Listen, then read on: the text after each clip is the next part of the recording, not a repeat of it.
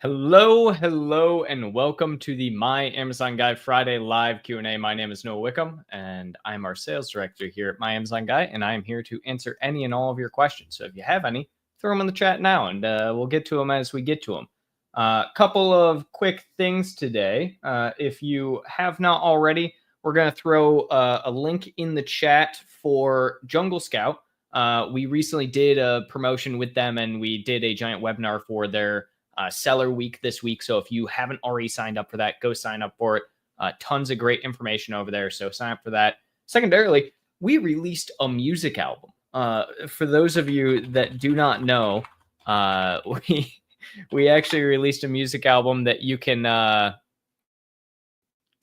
see on, let's see, I think it's Spotify. Let me see if I can find it here. Okay, I can't find. Somebody's going to throw in. Oh, there we go. myamazonguy.com/music. There we go. Yeah, so we released a music album. I'll be full transparent. A little bit of AI work in this, but it's about seller support. Seller support sucks, as we all know. And I think it's pretty interesting. It's not, it's kind of funny. So we got a nice little picture of Steven here. So if you are interested, go give some of this a listen. It's pretty funny. I think the one that's probably the best is either iCap or You Suck, personally. So go check that out. Anyways, let's get into what everyone is here for today. We are here to talk about some questions. Let's see. Blizzard Wolf, start us off today. Good to see you. With every one purchase from sponsored ads equal 3 organic in the next 3 to 6 months, how does this exactly work? Has this been confirmed somehow? So if you're talking about the idea of like a advertised sale versus a organic sale, and like what is it worth as far as like rating and ranking and organic versus paid, I typically put it the other way around, right? So I think you're saying the same thing, but I always would say 3 organic sales or 1 ad sale is equivalent to you needing 3 organic sales, right? Or the other way around, I should say, 3 ad sales to 1 organic. So organic is always going to be the most impactful, the most powerful when it comes to ranking and relevancy. And ad sales are going to come secondary to that. As ad sales are easier to gain because you can do things like top of search, you can do things where you are specifically targeting the advertising, but organic is always going to be positive. So in the next 3 to 6 months, how does this exactly work? Has it been confirmed? This is more of something it's always been. It's not like a new thing by any means, Blizzard Wolf, unless you're talking about some news that I might not know about, in which case I guess I should try and get privy on it. If there is, throw it into the comments and I will I'll take a look at it. Viper, good morning. Happy Friday. Happy Friday. The requirements for lightning deals seem to be met on all my products, but I can't schedule any. Is there something I'm missing? What do I need to have my items show up for a lightning deal? Yeah, so lightning deal is not, you can have requirements met for all of them, but that doesn't necessarily mean that you are going to get access to them. Amazon still can say whether or not you have access to them. So what I would always recommend is, if you're not seeing access to lightning deals, to submit a ticket on it and request ability to access lightning deals. There's no hurt in it whatsoever, and it is one of the things that at the end of the day, it can be kind of frustrating. So especially if you are meeting all metrics. That being said, I've also seen very frequently where people are saying they're meeting all metrics, but then it turns out they have like 1 account health error, they have a low seller rating. There's a variety of reasons that can kind of hold you back. But if it's a specific ASIN that you don't have access to, then it's usually going to be yes, just you need to ask Amazon to open up that one. Now, that being said, not all categories are available for lightning deals, and they don't tell you that. So that is one thing to keep in mind as well. A few customers don't know how to reach me. I want to create an FAQ and put in my listing images. Is it okay to put my support at company email in it? Going forward, I'll include a support card. Typically, I would say no. So Amazon wants you to keep everyone inside the Amazon ecosystem. You are not allowed to put emails of any kinds or links of any kinds within your listing. That's a big no-no in Amazon's eyes. You can do things where if you have like an app, you can say download the app, but you can't do things where you're saying essentially contact, certain support email. That's definitely a big no-no. So I would stay away from that Viper if that's something you are thinking of doing. All right, gotta get some water. I have this new cool My Amazon Guy mug. All right. I think I am coming down with something, but who knows? So I wanted to know pros and cons of separating PPC for each variation versus bundling them in the same campaigns. I'm worried that once I separate and set a budget per variation, that result will be the same, but PPC will cost triple. You said to separate, but on last Friday Live, they said to keep it together and separate specific functions of product to stay within budget. Okay, so you have another question after this. So when you're talking about pros and cons of like separating, so when I say to separate, the only time I am saying to separate is it after you have already had all of them together, and and can see that your let's say you have a hero one that is eating up the majority of the budget, and the other products within that campaign are not getting as much budget. So that's a big thing to take in there. So you are keeping your products when you first launch them all together into one campaign, right? But if you start to see one variation that is eating, let's say 90% of the budget, you want to keep that product in that one campaign and then separate out the other products. I'm unsure of what specifically they said. Maybe they were essentially saying the same thing, but that's the big thing to keep in mind, is that you're not starting all of the campaigns separately.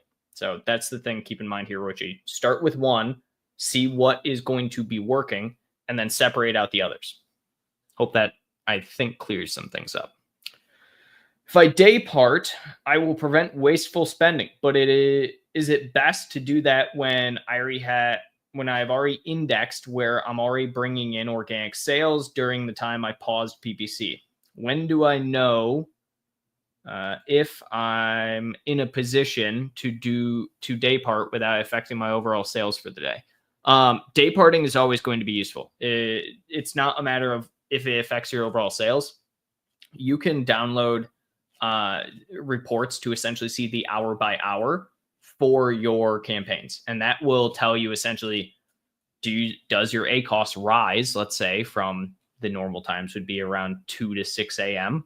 For West Coast times, and that's the type of thing you need to be looking at. Does your ACOS rise during that time? And if it does, day part for it, right? Lower your budget overall for that, lower your bid adjustments if you can, which, I mean, Amazon doesn't let you, but regardless, lower your budget for that time period so that you're not going overboard. Now, secondarily, if you're seeing that you are going over budget, let's say, or going out of budget, let's say around like 2 or 3 p.m., that's the type of thing where you should realize that likely you need to day part for a little bit earlier in the day so that your budget stays for later in the day.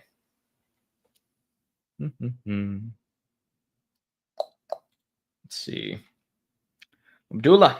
2-person approved service in SPP who registered with Pakistani company. I applied without company, still waiting for service approval, and I will go with Pakistani company with other passport and LLC. Okay, fantastic. I love hearing it. So it's good that it's actually working for you. Yeah, we got approved really easily for it, and SPN. So that's what we're doing. I hear there's going to be a merge happening of some kind. I've relaunched due to running out of stock and going on 50% sale. I have indexed for a lot of words, and since then, I've slowly increased price without affecting sales that much. But at what point is it safe to continue increasing price without losing sales, along without losing those organic indexed keywords? Yesterday, I went up by $1 to $18.99. Sales dropped a lot since. Although prior to running out, I was easily selling at $22.99. I'm within competitive price range. Yeah, so raising price is always going to happen there, where your sales are probably going to drop.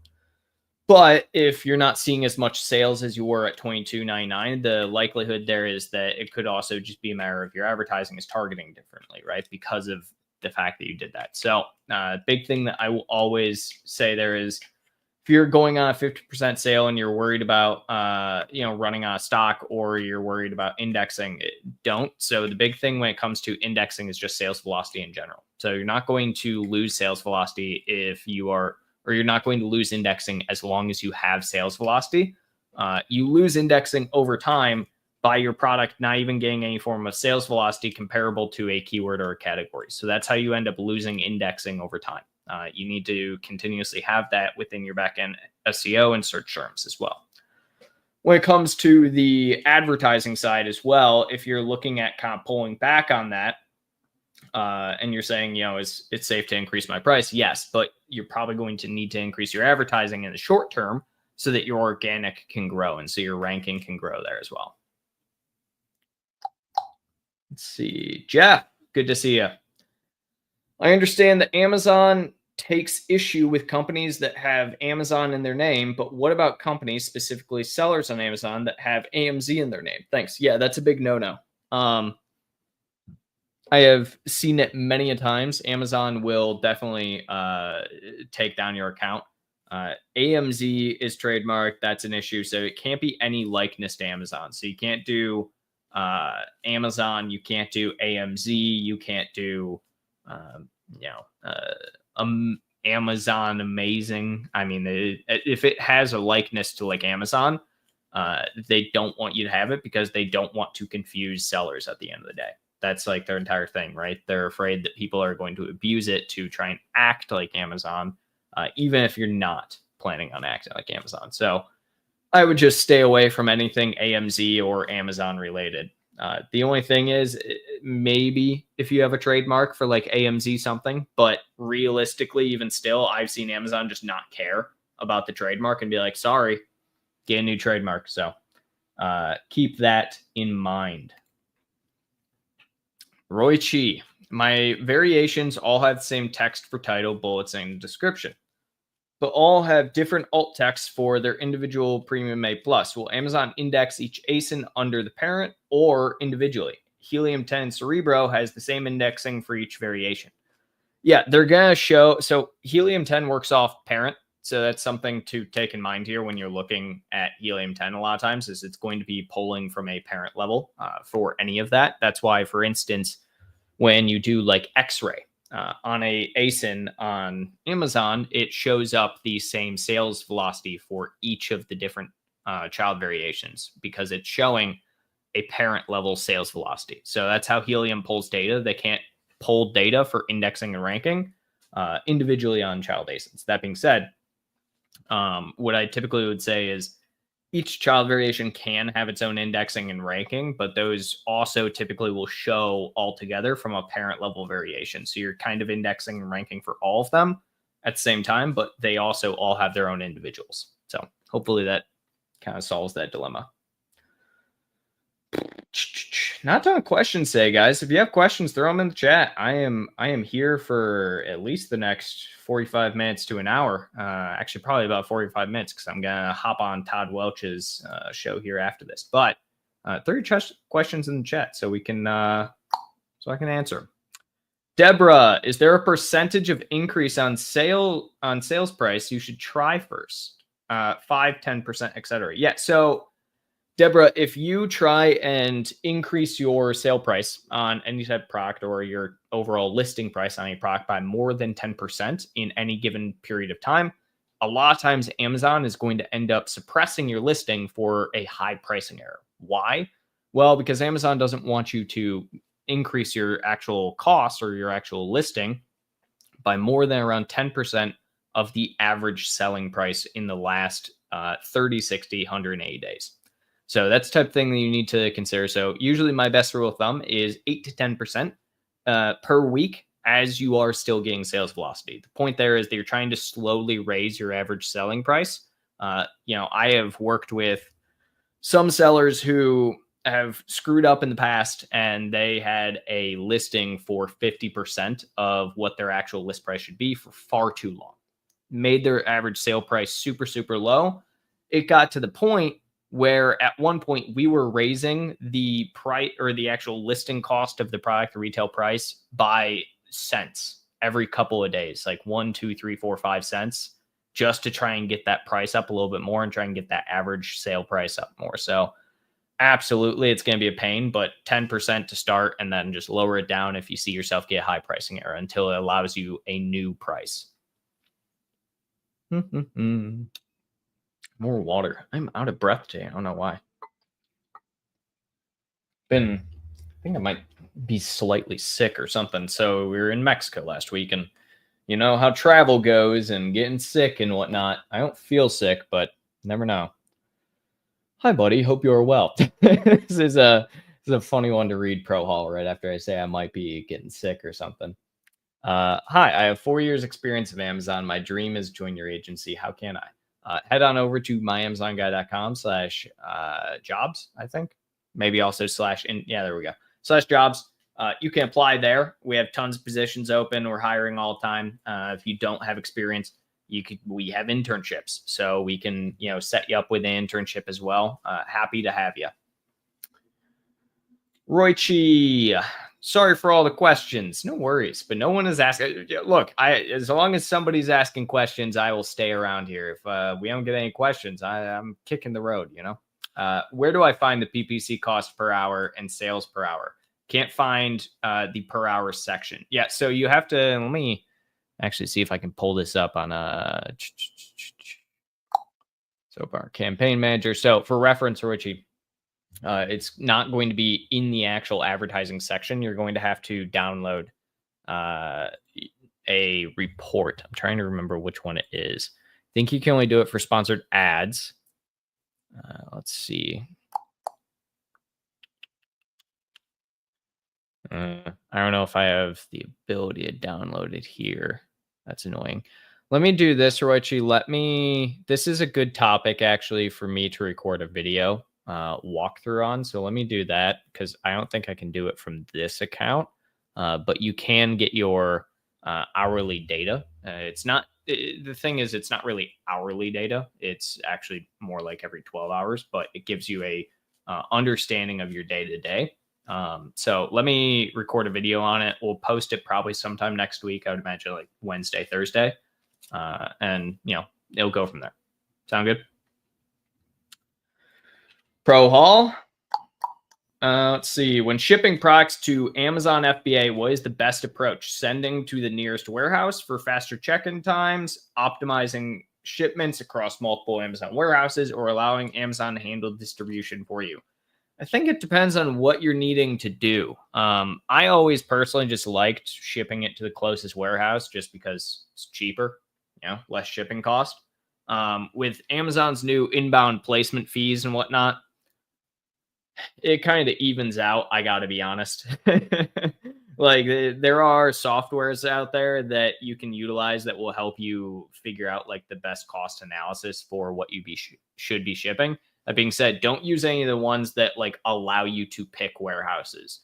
Those are absolutely banned by Amazon and they will get your account dinged super fast because what you end up doing is you end up essentially going in a million directions and just creating a million shipments, and Amazon hates that. So, what I would say there, Pro Hall, is go through, just do a cost analysis. Is it cheaper for you to ship to one warehouse and just eat the inbound placement fees, or is it cheaper for you to not even have inbound placement fees, but have to ship it out to, let's say 10 warehouses, or not 10, probably more like 5, but you know what I'm saying. Amazon won't let one of my products use PPC because it's an adult product. Nothing indicates that except maybe one of the photos. If I remove that photo, will they let me use PPC? Are they scanning photos? Not necessarily scanning photos. So something that I would also look at here, Viper, and it's super common that people don't realize it. Look at your reviews of the product and see if anyone has posted a picture on your product in the reviews. It's something I see all the time where people will get their product listed as an adult product, simply because people in the reviews will post a picture with it that is adult content, sort of, right? Or it's lewd content in some way, shape, or form, or reviews turn out to be lewd content. So, that's an issue I've seen pretty frequently. So check that out. Secondarily to that as well, you can definitely try and remove that picture you have that could be, and then appeal the adult listing and try and get into a new category. Amazon might have moved you into a category without you realizing. So check your category at the end of the day, and then do a flat file upload to change it to a new category. But past that, I mean, yeah, you have to get the adult label off to be able to use PPC, unfortunately. Deborah, makes sense. Thanks, Noah. No problem, Deborah. Do you guys hire data engineers? I mean, we hire anyone. If you're asking specifically if we have a role open available right now for data engineers, I don't know. Maybe. I don't think so. We are hiring a couple of new type of roles in IT. I can check right now. I would check our IT jobs, Viper. There's a couple of different ones. If I look, I mean, it doesn't look like we have anything that's like data engineer related. We're looking for like a Zapier specialist. There's a couple different roles, right? So we're hiring all sorts of things. IT would probably be the closest to that, but yeah, if you're looking for something specific like that, I mean, I don't think so. I don't think we hire that, but IT might be able to make use of it. So always apply if you're interested. We always like talent at the end of the day. If I bundle variations together per campaign, do I reuse keywords in multiple campaigns for exact campaigns? Or do I repeat the same keywords within broad phrase placement, etc.? I don't want to cannibalize my ad group if I'm utilizing same keywords throughout several campaigns. Where and when do I need to repeat the same keywords within the campaigns, and when I should not? All right. So let me see if I can find you the graphic I'm thinking of real quick here, Roichi, because there is a graphic I put together at one point in time that talks about specifically this, essentially going through what is the difference between phrase, broad, exact. Here it is. All right, so let me see if I can somehow share this. Stop screen, share screen. Here it is. All right. So this is the graphic that I want you to take a look at, Roichi, to understand. And this is something I think everyone has a hard time grasping, is how different keywords between phrase, broad, and exact interact with each other. This is a super great graphic. I will have our social team post it somewhere just so everyone can see it. But this is the easiest way to understand how keywords are going to interact together. So if we have the keyword that we are targeting is artisan soap, okay? The search term artisan soap is hit. If someone searches for this on Amazon, artisan soap is hit from a broad phrase and an exact metric at the end of the day. I think my Wi-Fi might be a little weird. So if I'm cutting out, let me know. But so we hit all three of these when we are looking for artisan soap if our keyword in our advertising is artisan soap. So if you do this exact one in both a exact, a phrase, and a broad, it hits all of those. But at the same time, if you just a broad, it hits. All right. So keep that in mind. Now, if you're actually looking to do something like artisan soap for holidays, that does not hit as an exact match for artisan soap, but it does hit for a broad and a phrase match. Same thing, soap for artisan baskets. Okay. And again, I think my Wi-Fi is weird. So if I'm cutting out, keep it in mind.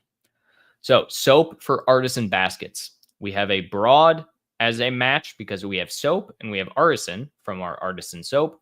We do not have phrase. The reason we don't have phrase anymore is because it has to have the actual artisan soap followed by keywords or preempting with keywords to be a phrase match. Whereas broad can just have both of them in it. Does that make sense? Then we have artisan roses. That does not hit on any of them at the end of the day because it only has artisan. It doesn't have artisan and soap. And finally, soap for art fairs. Again, only has soap, doesn't have both. So this is kind of a comprehensive overview of how broad, phrase, and exact work together. I wanted to show this before answering your question here, Roy Chief, for a very specific purpose. So if we are looking at your question, coming back here of the idea of if I bundle variations together per campaign, do I reuse keywords in multiple campaigns for exact campaigns, or do I repeat the same keywords within broad and phrase placement? The answer comes down to what are you trying to target?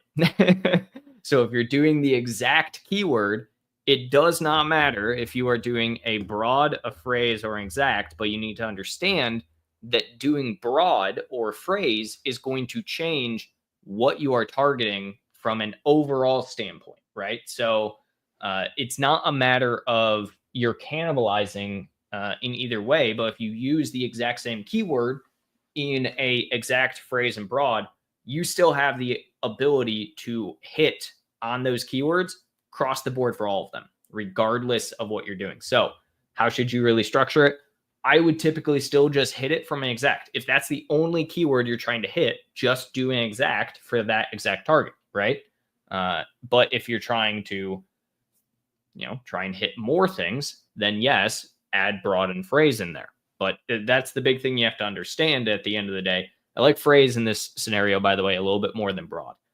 But that's the thing you need to understand is that, yeah, you're still going to be doing the exact keyword no matter what. If you end up doing artisan soap, right? Hope that was a good overview. Deborah, what are your thoughts on single word campaigns to gain organic rank? Love them. Single word campaigns are fantastic.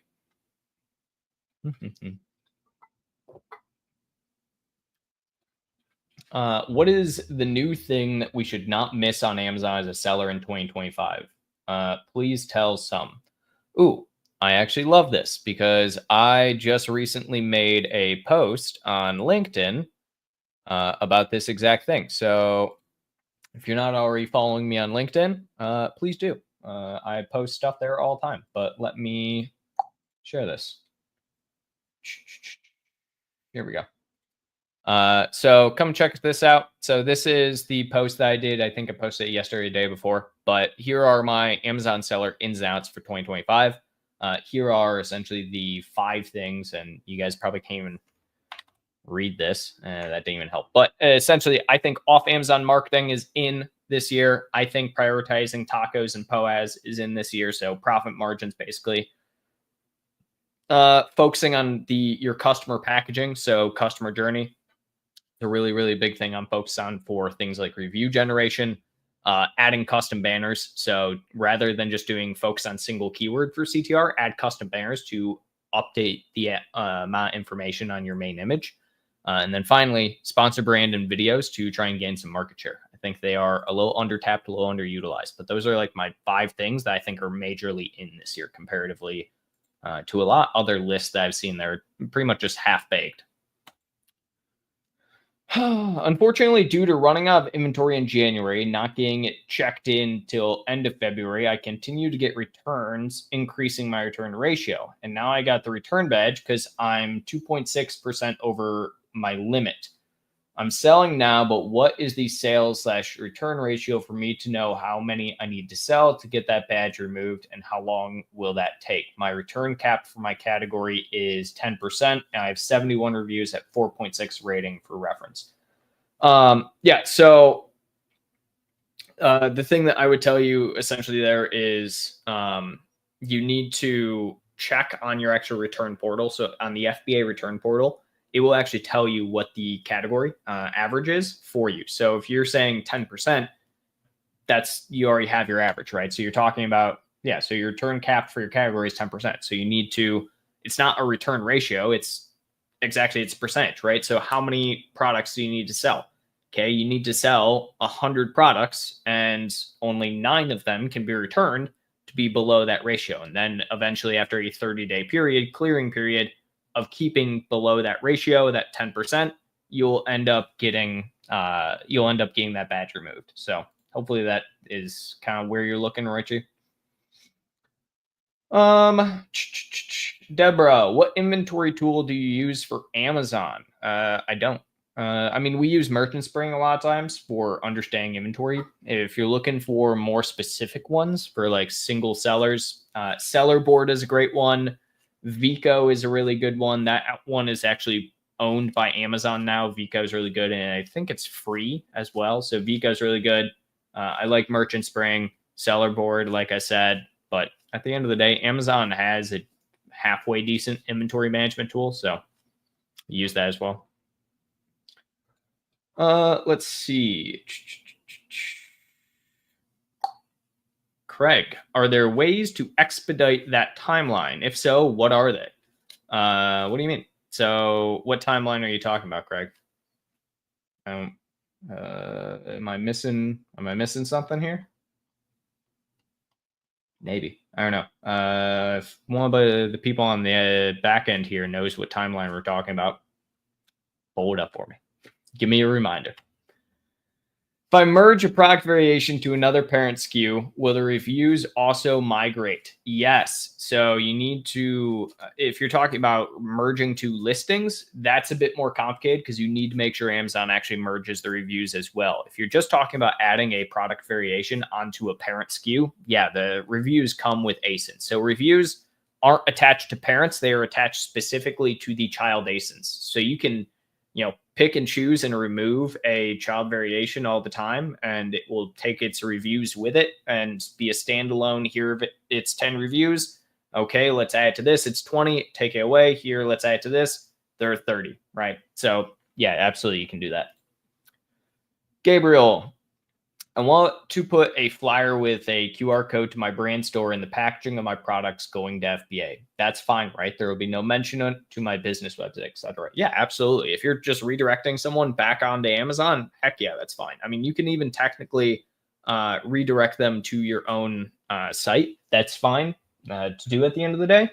No issues there whatsoever. Yeah, no issues with that. Let's see. Jan, how do I ship inventory to Amazon so that it becomes Prime available as quickly as possible? When I send LTL to a single fulfillment center, my inventory always ends up in transfer. When I send LTL to 5 different fulfillment centers, my inventory is still in FC transfer and always takes at least a month for all units to be ready for sale. This happens regardless of the time of year, and I sell in the US. Any advice how to speed up the process? Unfortunately, no. A month is honestly par for the course. That's not that long, Jan. You need to plan for that month always. That is kind of honestly like the middle of the road amount of time Amazon is going to take to receive all of your inventory at any given time. For reference, Amazon has a limit of 90 days after they initially receive the inventory or start receiving it before you're even allowed to claim anything against it. So that's a big thing you need to understand is that Amazon, they just take forever. It takes a while. They have a lot going on. They have a lot of products coming through there. A month is honestly decent. I would say you're doing better with sending it to more fulfillment centers just from the aspect that there's a chance some of those are ones that they want, but Amazon moves products around all the time based on where they see sales volume from a regional perspective. So you're never going to get away from FC transfer, unfortunately. Just something you have to keep in mind at all times. Someone was just calling me. Spam number. Let's see.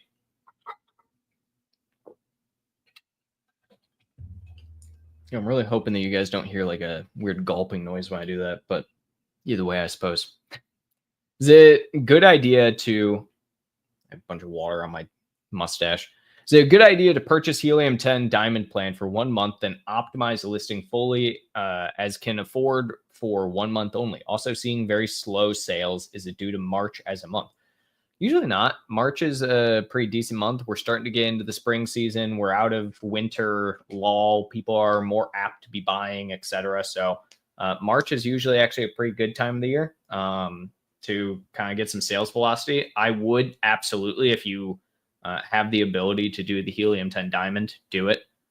Helium 10 is fantastic. Its Diamond plan is awesome. It has a ton of useful tools for you. So absolutely go forward with that if you can, Blizzard. And we have a ton of new people in the chat right now. So again, if you are looking to get your question answered, throw it down into the chat box. I will get through all of them as quickly as possible. I'm going to try and start bouncing around a little bit more here. We're going to have about half an hour left here.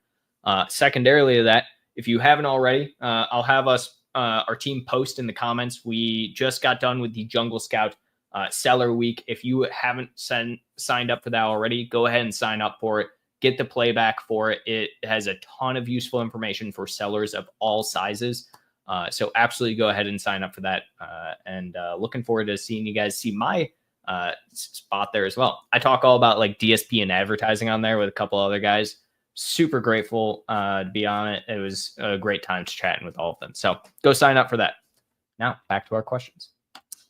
Rochi, but can I use multiple exact keywords in different campaigns that pushing for placement campaigns? Yeah, if you use the same exact keyword in multiple campaigns with different products, yes, you can do that. That's totally fine. Are you going to be competing against your same product? Kind of. You're not necessarily competing in the way that you would against bidding against another competitor. You're not doing that, but yeah. Hi, Noah. I'm working on a product, titanium cutting board. Ooh, that sounds harsh on knives, but okay. The product stats look promising with no strong dominance from Amazon or any particular brand. The sourcing price and profit margin also seem favorable. However, I'm wondering, would using titanium as a specific material narrow down our keyword reach? Technically, no. So it will help you with relevancy for people who are searching for that specific keyword, but you're still going to have cutting board as a keyword. So that's something to note, is that you need to make sure that you still have that aspect of things. You're still going to have that chunk, that keyboard or keyboard, cutting board, goodness, aspect of things. But something I will also just, because it was my first reaction, not necessarily saying that I speak for all customer demographic, do something and run a PickFu test on this product before you launch it. Try and get some customer insights and some real world relevancy testing of whether or not this is going to be a successful product. I know there are other ones out there.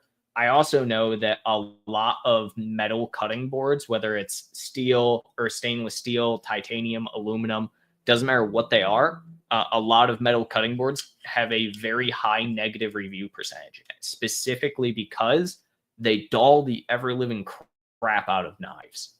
So that's something to keep in mind. It's also why a lot of metal cutting boards are a very soft metal, like aluminum.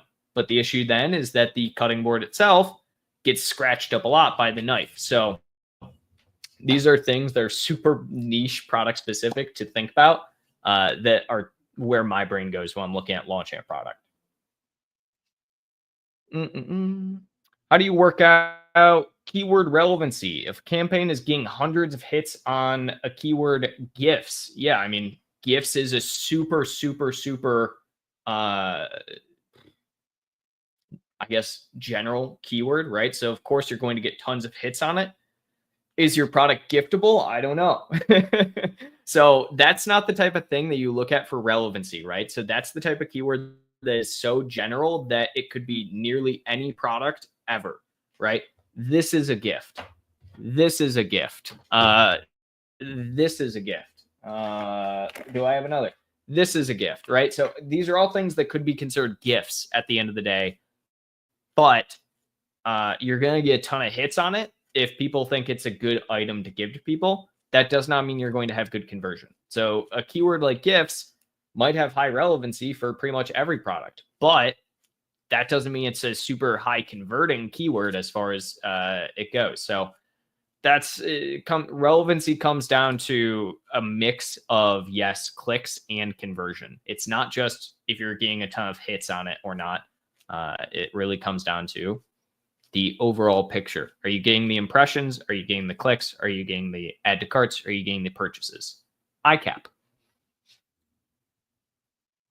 Jeff, again, Amazon is still selling some of my products via Vendor Central. Support tickets mention for me to contact Vendor Central directly. What is the best way to contact Vendor Central? Also, please review settings to not allow Amazon to resell your products. Thanks. Yeah. So the settings for that, let me see if I can just pull it up real quick without doxing a client account. Here we go. So give me 1 second. All right. So without sharing too much now, surprisingly, we actually have it enabled on this client account. But what you're going to do here, Jeff, is you are going to go to the top right and you are going to click on the little cog, the little gear in the very top right of Seller Central up here. And then you are going to go down to Fulfillment by Amazon. And then you're going to see this where it says, allow Amazon to buy my products to sell globally. You're going to want to turn this off. Again, we have it turned on this account. I don't think it's usually an issue with this client. It's kind of interesting that this is a client. This might be the first one I've ever seen where we keep this on. Might be client specific. I'm unsure, but something to keep in mind at the end of the day. As far as the Vendor Central thing, you can contact Vendor Central a few different ways. Jeff, if you shoot over a message to me, I will get you a Vendor Central rep contact that you can reach out to. Not sure they can really help you, but it would be a start. The issue as well, podcastmyamazonguy.com.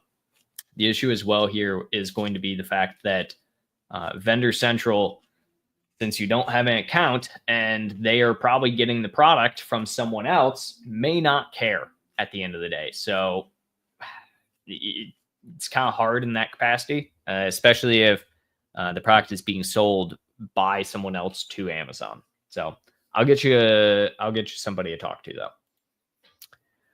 If most of your clients are on the West Coast, but you're in Miami, is it faster to ship to Amazon's Miami warehouse and let them distribute, or use Amazon's optimized option from the start, which gets products available for sale quicker? Sometimes I see products in reserve status for many months. Cost isn't a concern.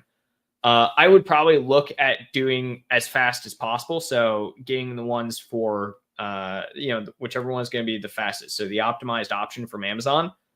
The reason for that is because even if you send the inventory in and it's like an FC transfer, sometimes Amazon has the ability for like a pre-order or a pre-sale, right? And it's just a further out delivery date, but it's still technically prime. So you still get that prime conversion factor, but it's going to be a couple of weeks before someone actually gets it. It's kind of an interesting little feature, but definitely something to check out. Hey, Noah, what's your take on sponsored brand and sponsored display VCPM? I think it is great for like top of funnel. They're really good for top of funnel. What I will tell you is that if you are working with like an agency or if you're working with like an ad spec, there is a common trend where people who don't actually know what they're doing will add in VCPM campaigns to make it look like your ACoS is way better than it is, because Amazon doesn't track ACoS for VCPM correctly. So the issue there is essentially you could be running an 80% ACoS, but you can have 5 VCPM campaigns that lower that ACoS down to like 30%. So if you are going to run them, look at all of your stats and metrics without including VCPM first and foremost. Secondly, I only really use them again for it's great for top of funnel, get some people into your pipeline. Look at VCPM essentially as like DSP light is the best way to look at it. Richie, I don't understand why my new ASIN is not getting any impressions, even though it is joined with the other ASINs on the same campaigns. I have so far 12 5-star reviews through Vine, but still not seeing enough. Okay. The ASIN is on the same campaigns as performing variation. Should I separate it from the others? The new ASIN I have so far, 12. Okay, so you're asking should separate. If you're not seeing any impressions, there's a couple of things that could be going on. It could be that you don't have your bid set high enough. It could be that it's being cannibalized by the other products within that campaign, just doing better than it. I would definitely try and see if you can separate it out from both the parentage and from your campaigns and see if you're still having the impression issue. We have a video on our YouTube channel. If you just look up, like, if you go to myamazonguy.com, or no, if you go to youtube.com/myamazonguy, and then under the little search bar, you just type in impressions. I have a video where I go over like every reason you're probably not getting impressions on whether it's a keyword or a specific ASIN. So go check that out. And then, yeah, separate everything out and do some testing there. Are you only SKWC campaign? Are only SKWC campaigns only the way to go for ranking, even if cost per clicks are expensive? SKWC, you are using far too many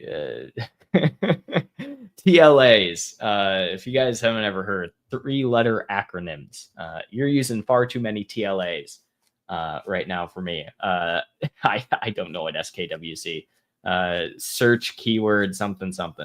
Someone post that in the chat and I will answer this question. This is like that time. There was a time I was doing this pod, I don't know, like 6 months ago, and I can't remember what it is now, but someone was asking, used the acronym for specifically.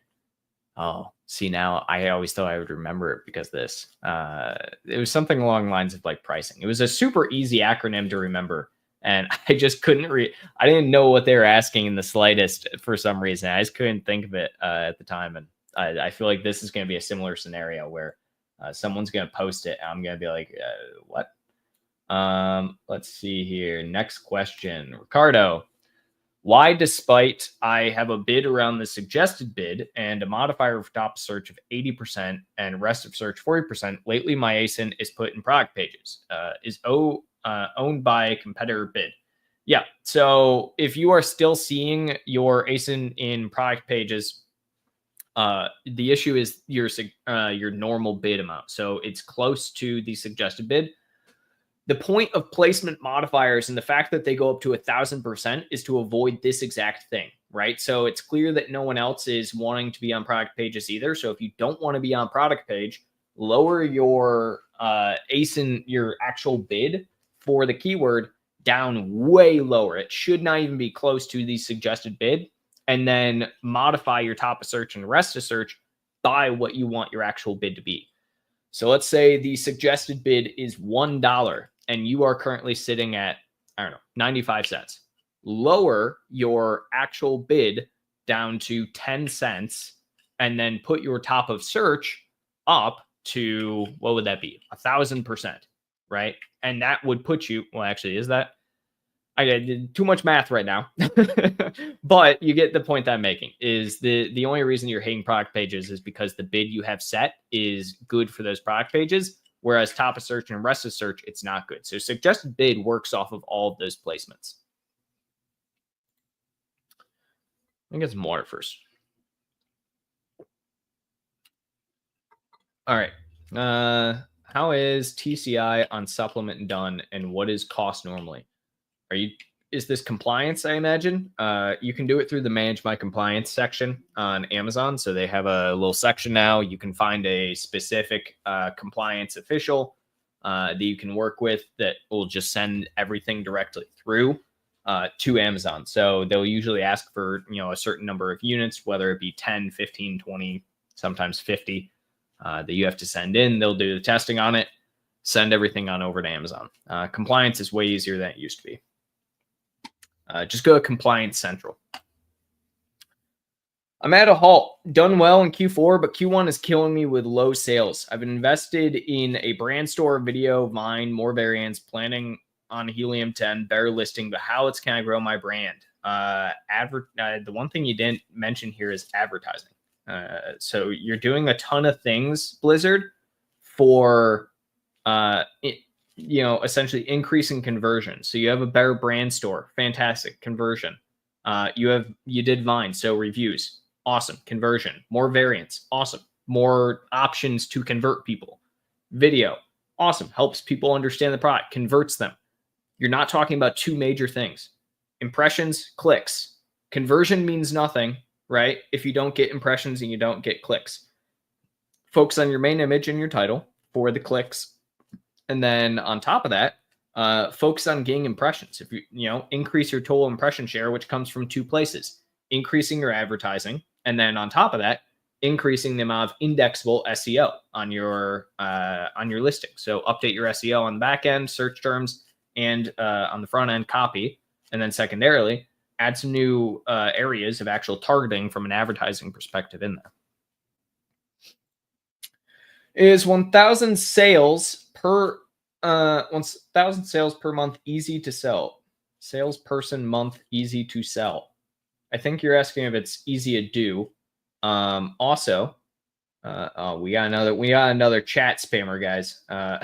Don't spam chat. Let's see. I just lost my play. Oh, here it is.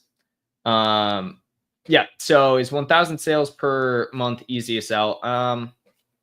I mean, it depends on what you're doing. Are you selling a $5 product at 1,000 sales per month, or are you selling a $50 product or a $500 product? Right. 1,000 sales per month it's up in the air. So let's see. I lost my placement. If anyone knows where my placement is, let me know.